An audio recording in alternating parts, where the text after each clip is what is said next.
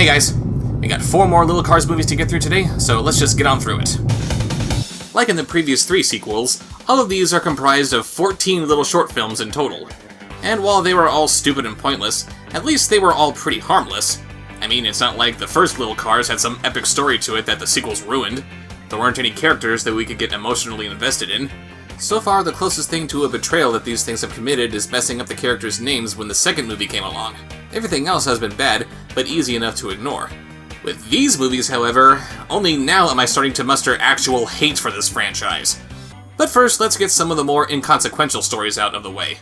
Our first story shows Tony giving a press conference on the day before Greaster Sunday, and even though there are a bunch of kids watching him, he nonchalantly says to the world that he doesn't believe in the Greaster car. Good for you, Tony. We need to celebrate the real reason for the season. The death and resurrection of Jesus Chrysler, who died for your sins. This Greaster holiday raises so many questions. 1. They say the holiday exists to celebrate the invention of grease. Why did they need to invent grease?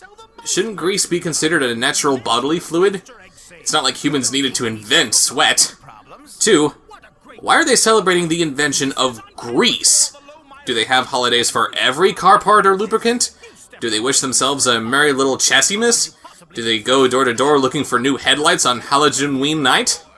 3. If they're making up a holiday that's a parallel to Easter as we humans know it, why isn't it revolving around some kind of a Christ figure returning from the dead, or the renewal of life associated with springtime? Why do they have to make up a demonic bunny car that hands out grease-filled eggs with a potato cannon? Happy Greaster, motherfuckers! But seriously, look at this!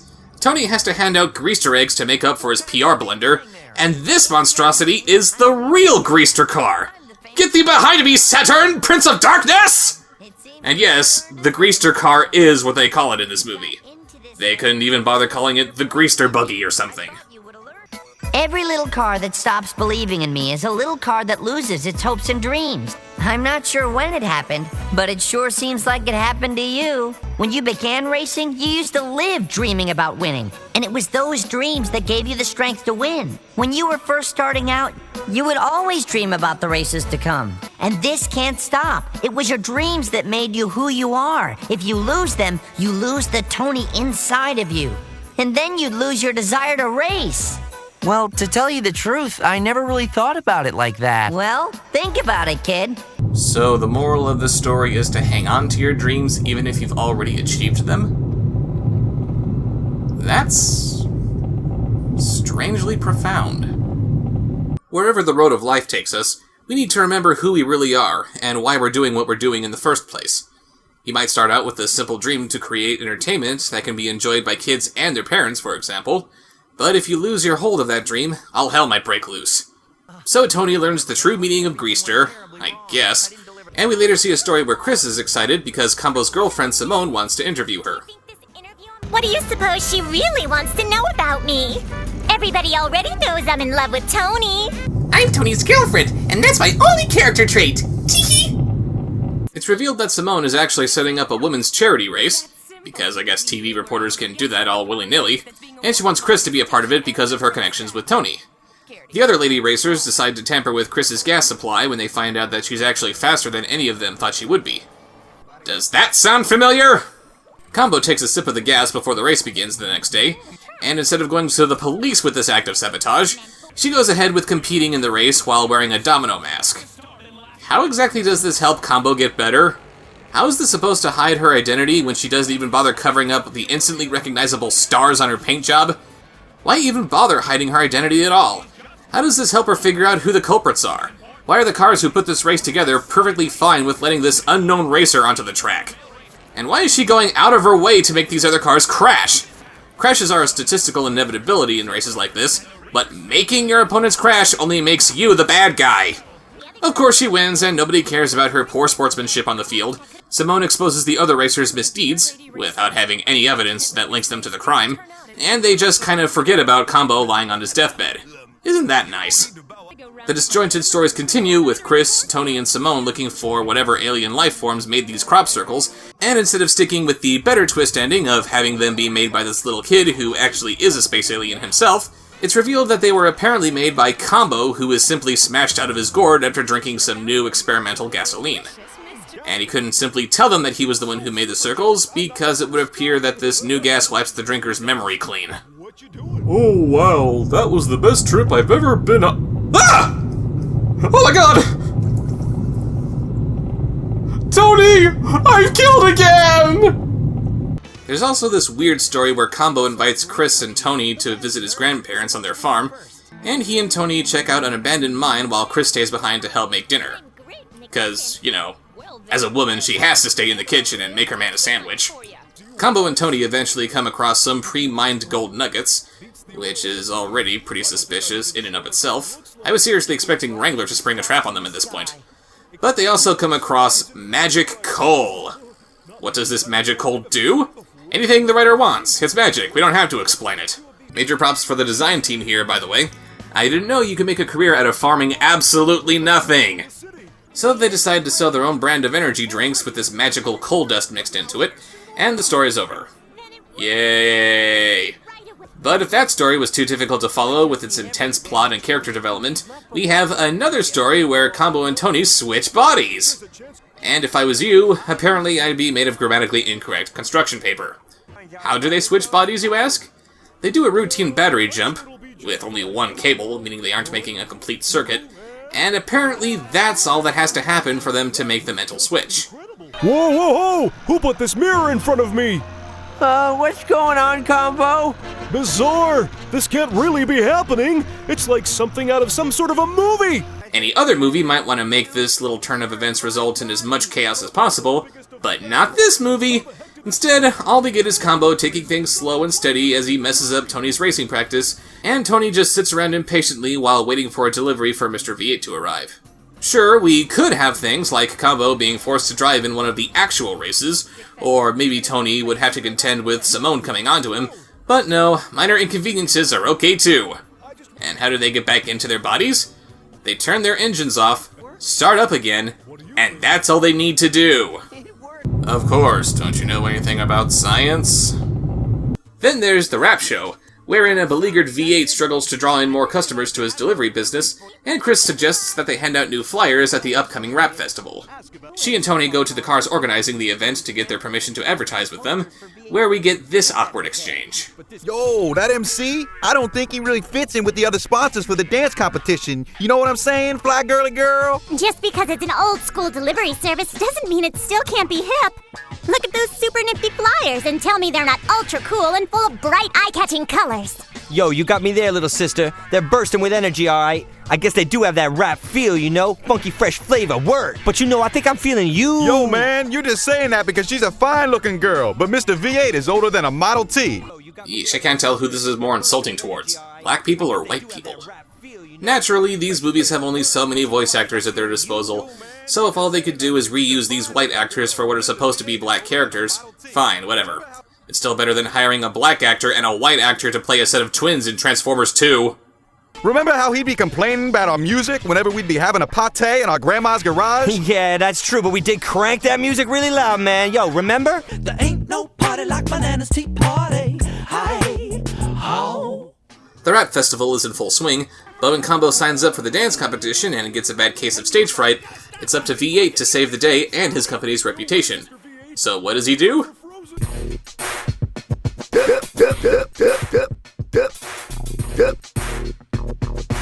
Pretty good, Mr. V8. You're dancing up a storm.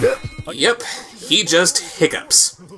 I can't call myself a fan of rap, but even I'm insulted by this.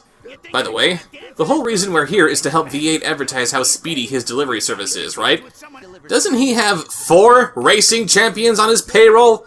Why doesn't he just advertise that? And why is there a drawing of Gudo from What's Up, Balloon to the Rescue on the wall back there? If Video Brain Kiddo really wants to rip off Pixar and throw in visual jokes from other movies like Pixar does, that's fine. But why are they putting the image of a human in a world where humans don't exist? Consistency, not just a big word. There's another story where Combo's tightrope walker cousin, Bongo, gets kidnapped, and naturally it's up to him and his friends to go find him. It's not like something you'd want to call the police about. All we need is a map of Rhodopolis, and we can cover the whole city in just one night. And I'll I'll set up home base at your place, Combo. I'll be in constant contact. And if the police come up with any leads, I'll be sure to call you. I'll be monitoring their radio signal on my police scanner, and I'll relay any information I pick up. Awfully proactive way of saying, I'll just stay home and wait for you to call me. Tee-hee.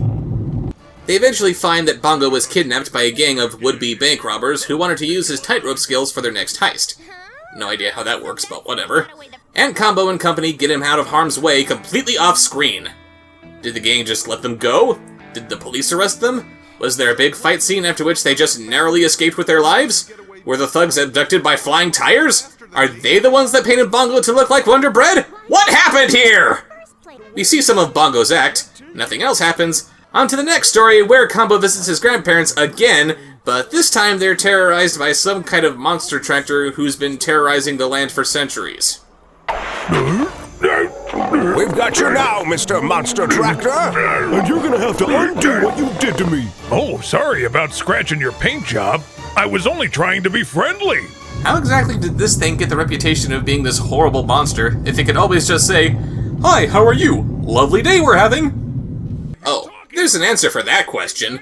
Apparently he and his family have been living in these lands for generations, and the townsfolk would hear them howling at night, which was actually his predecessor sneezing due to an allergic reaction from all the pine trees that aren't even there. We've got plenty of crumpled paper trees, we've got Fritos trees, but no pine trees! And then the story ends by panning up to a star shining prominently in the night sky. Is the tractor Jesus Chrysler? Did the whole town turn out because some angel came by and gave them tidings of great joy? Is this actually a Christmas movie? As I said earlier, these stories are bad, but they're mostly harmless. Now it's time to get into the really bad stuff. There's a race that they're holding in the desert, for some reason, and Wrangler shows up to compete. And also for some reason, they decided to change his name to Victor. The race begins, but Victor has an ace up his sleeve. He has an oil slick to wreck the other cars, which is being dispensed by an arm with a cartoon hand. If they always had hand technology, then why are they using their side view mirrors? Why didn't they use this technology before now?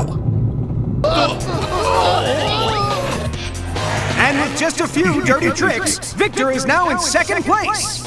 And despite the announcer loudly acknowledging that Wrangler is cheating, nobody ever stops the race to disqualify him.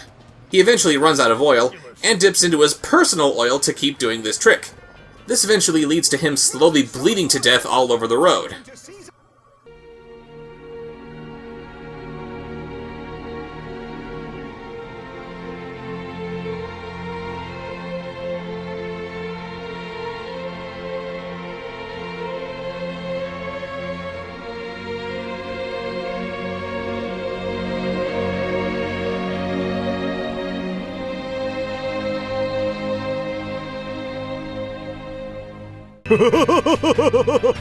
And it would seem that Combo laughs at the dead. You sick bastard. Then there's a story where Tony wins a vacation to a secluded little cabin up in the woods, and this is actually a pretty decent setup for a horror story. Just look at how this cabin is decorated. It's got hubcaps sitting on the mantel, or in this world, severed feet, along with a hood hanging on the wall, which could be somebody's face. This might as well be Leatherface's house. But no, they don't even notice the creepy decor and do a little skiing. Did you see how much snow fell last night? You know, if it weren't for the snowplows, we wouldn't have access to anywhere. Tony? Tony? You got a surprise coming to you. You're not going anywhere. Go check out the snowcat. Go check it out!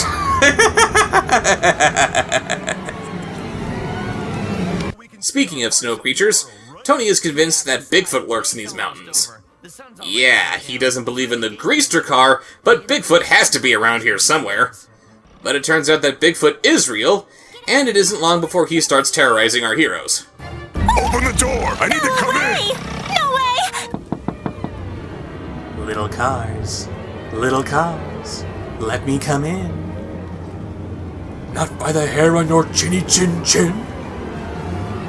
Then I'll huff, and I'll puff, and I'll blow your house in. Of course, Bigfoot reveals himself to be a monster truck who only wanted to help Mr. V8 get out of the snow. What I want to know is why he got the reputation of being some horrible monster instead of just your typical mountain man. What about those rumors that you crush small cars? Like me and my Tony? That was nothing. Happened just once when I chased one of those cut-you-off kids out of town. Sure, I only killed the one guy, but he really had it coming. He cut me off in traffic. After that letdown, we later see some snobby art seller come across an amazing piece of abstract art, which was actually made by an oil leak that Mr. V8 is trying to hide.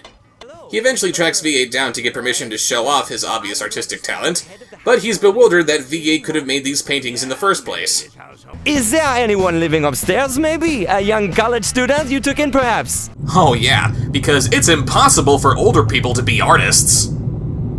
Most of the famous works of Vincent van Gogh, they were painted within the last 2 years of his life. Alan Rickman didn't become famous until he was 36. Dr. Seuss didn't publish his first children's book until he was in his 40s. All I'm saying is, don't let anyone tell you what you can do. If there's somewhere you want to go in life, you do it, and don't let anyone tell you that there's only one way to get there. Anyway, back to the story. They set up an art gallery with V8's ruined carpet samples, and that's it. The story just stops before we see him exposed for being a fraud, or gaining any kind of deeper appreciation for abstract art, or anything that might actually resemble a resolution of any kind. The story just ends. What was even the point of this? Then we have this story where Cruz, the original champion of this racing circuit, meets his all-time biggest fan. I must bring you good luck because whenever I come to a race, you always win. Well, then I guess you missed the last few races because my friend Tony here beat me a couple of times. You know, it's been a really long time since he's won a championship. Are you insinuating something about champion? Me? No, I wasn't. It's just a fact that he happens to be... He's the best racer any of us have ever seen. You should be ashamed of yourself for talking trash about him. Great. Another fan who doesn't know where the line is between fan and fanaticism. Where have I seen this before? Cruz announces that he's retiring and passing his racing legacy onto Tony, but his raging fanboy is a little less than thrilled. Champion, you can't quit on us now. You still have a chance to win. You can't let all your fans down like this. You just can't. It's not fair. Oh, Bill, calm down. It's no big deal. It's just time for me to stop. I'm at retirement age, and I'd rather hand my legacy over to Tony. He deserves it. I bet you're real happy. Huh? Got what you wanted, didn't you? Bill, try and understand. I still love racing. I understand. You turned your back on the fans. See you around. We then cut to Tony's first race since the champ's retiring, and how does the story end? Hey, I've been looking for you, pal. Oh no, will it ever end? Look, I already know you don't like me, kid. What do you mean, Tony? I'm your biggest fan. I just started your official fan club and everything. I'm here to bring you good luck. How about an autograph when you have a moment? Everybody loves Tony, the champ.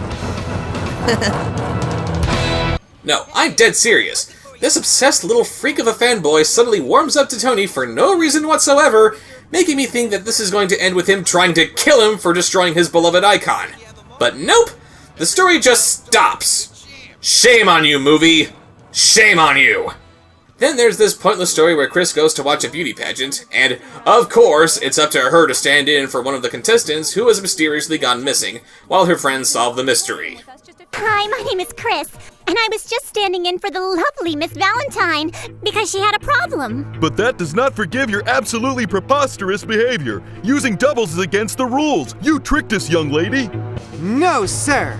The someone who tricked you is over there. I accuse him with the unlawful carnapping of Valentine. On what basis do you make this allegation? We deduce that he's the one who abducted Valentine. He also happens to be her biggest fan, and when she ignored him at a recent public appearance, he flew into a rage and vowed that she would never enter the competition and that she would never win a pageant. Well, I know I covered my tracks so well. How did you figure it out?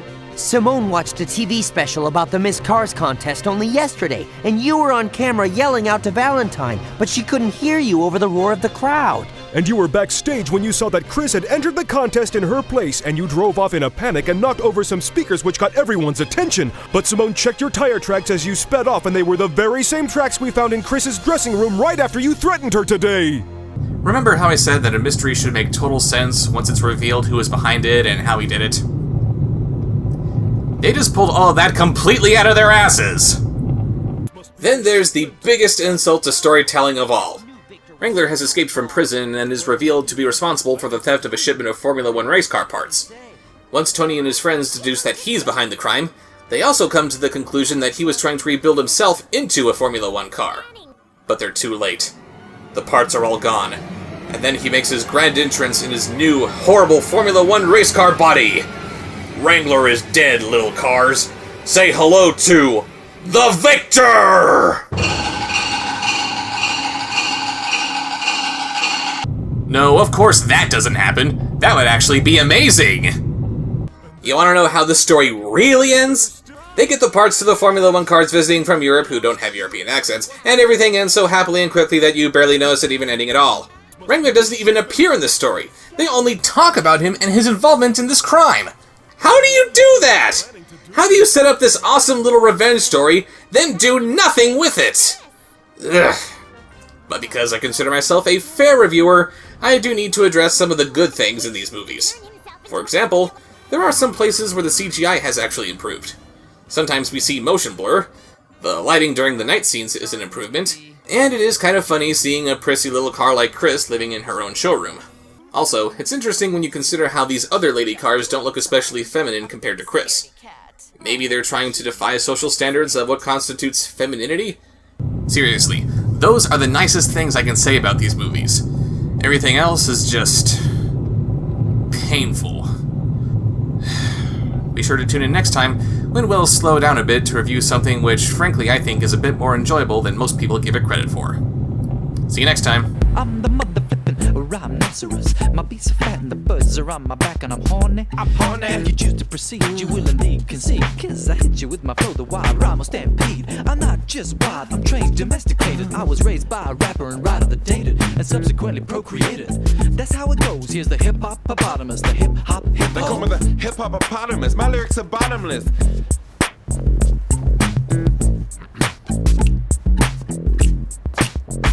They call me the hip-hop-opotamus. Flows that glow like phosphorus. Popping off the top of this esophagus. Rocking this metropolis. I'm not a large water-dwelling mammal. Where did you get that preposterous hypothesis? Did Steve tell you that perchance?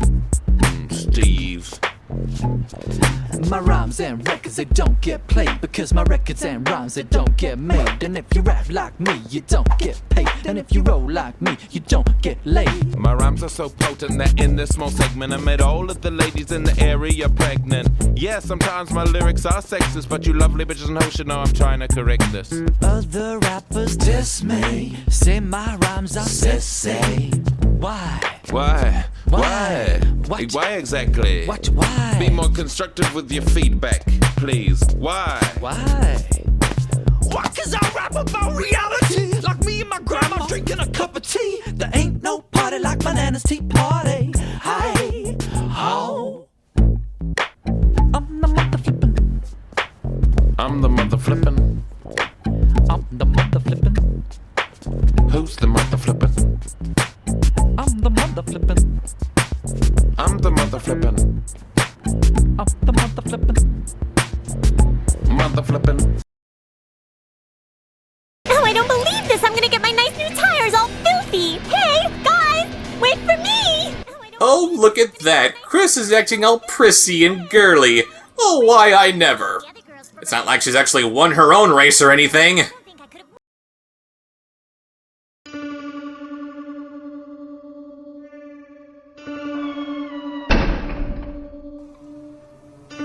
Subscribe, like, follow, comment.